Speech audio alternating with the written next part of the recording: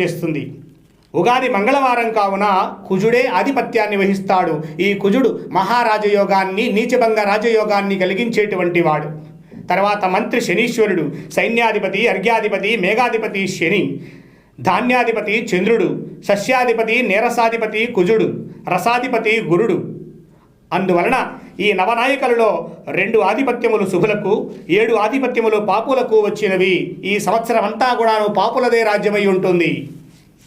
కావున రాజకీయ నాయకులందరూ కూడాను ప్రజా అభిమానాన్ని పొందడానికి, ఓట్లు రాబట్టుకోవడానికి, విజయం సాధించడానికి సభలు సమావేశాలు ఏర్పాటు చేసి శక్తికి మించినటువంటి పథకములను వాగ్దానము చేయుదురు.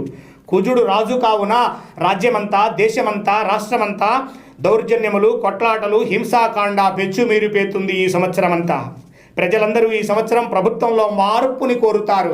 కేంద్ర రాష్ట్ర ప్రభుత్వాలలో ఇప్పుడు ఉండేటువంటి పరిపాలన కాదని